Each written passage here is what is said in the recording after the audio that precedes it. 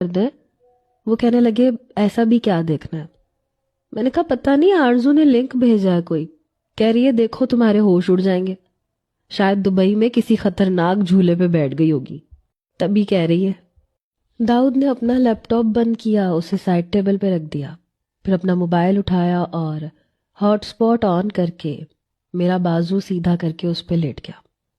میں نے جیسے ہی وہ لنک اوپن کیا میرے ہوش اڑ کے رہ گئے تھے، کیونکہ احتشام اور آرزو دبئی کے سمندر میں نہا رہے تھے۔ احتشام بالکل شرٹ لیس تھا اور آرزو کے کپڑے پانی کی وجہ سے اس کی رانائیاں چھپانے میں ناکام ہو رہے تھے۔ ایک نظر ہی داؤد کی اس ویڈیو پہ پڑی تھی اور اس نے فوراً سے نظر ہٹا لی۔ وہ کہنے لگا یہ کیا بےہودگی ہے؟ اس ویڈیو پہ بہت ویوز تھے۔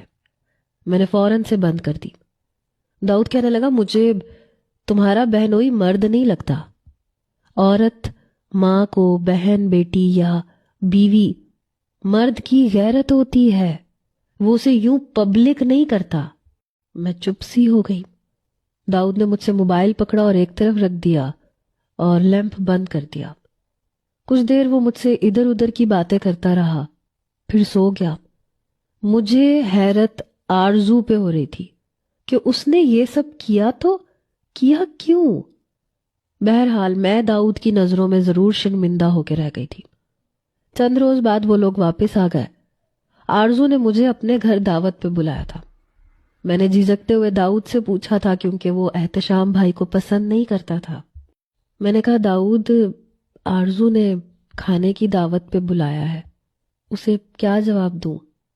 وہ کہنے لگے ہاں چلیں گے، تم تیار رہنا، مجھے تو ویسے بھی زیادہ دیر نہیں لگتی، تم البتہ بہت دیر لگاتی ہو۔ اس کا خوشگوار موڈ دیکھ کے میں مطمئن سی ہو گئی۔ میں نے کہا لڑکیوں کو ٹائم لگتا ہے۔ وہ کہنے لگا اتنا؟ میں نے کہا اتنا مطلب کتنا؟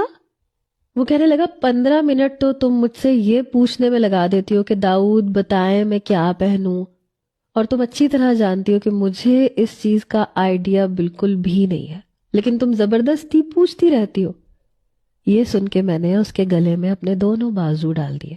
میں نے کہا تو کیوں نہ پوچھوں، آپ کے لیے تو سجنا ہوتا ہے مجھے، اس لیے آپ سے ہی پوچھوں گی۔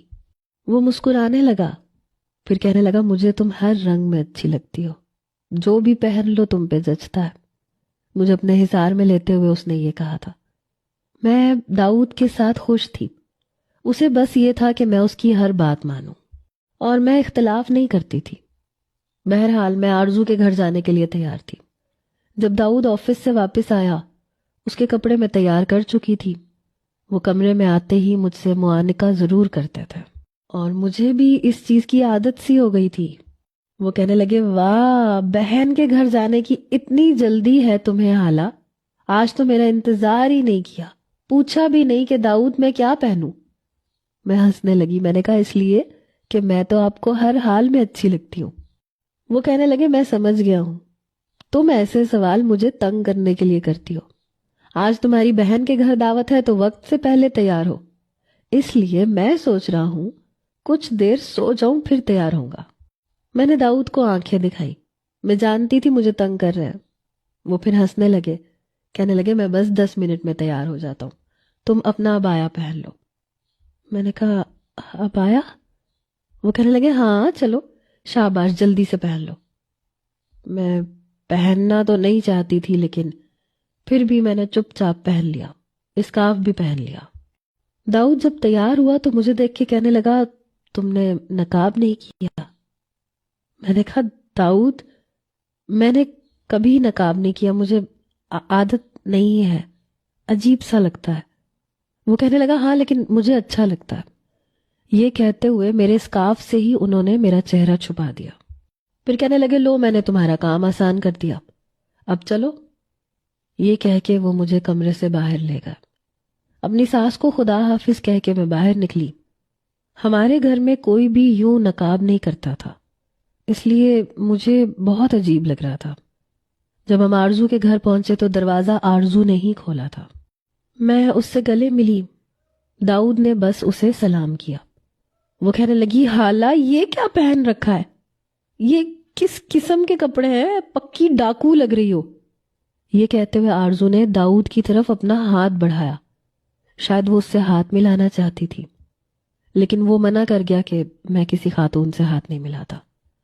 یہ سن کے آرزو نے بڑی حیرت سے اسے دیکھا، پھر کہنے لگی آئیے نا آپ لوگ اندر آئے۔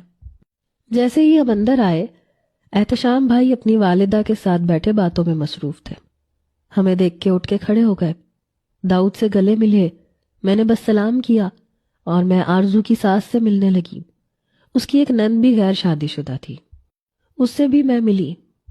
اس کی ساس مجھے دیکھ کے کہنے لگی ارے یہ کیا حلیہ بنا رکھا ہے تم نے لڑکی، اتارو نقاب، سانس کیسے آ رہا ہے تمہیں؟ یہ کہتے ہوئے وہ میرا نقاب نیچے کر چکی تھی۔ آرزو کہنے لگی حالہ یہ تمہیں برقعے نقاب کی کیا سوجی، پہلے تو کبھی نہیں پہنا تم نے۔ میری نظریں داؤد پہ اٹھی، میں نے کہا بس ایسے ہی ابھی شوق ہو گیا ہے۔ آرزو سمجھ گئی تھی، کہنے لگی مجھے تو لگتا ہے داؤد نے زبردستی تم پہ یہ سب کچھ مسلط کیا۔ احتشام کہنے لگا دیٹس ناٹ گڈ، اسلام زبردستی مسلط کرنے کا نام تو نہیں ہے کہ آپ زور زبردستی سے کسی سے پردہ کروائیں۔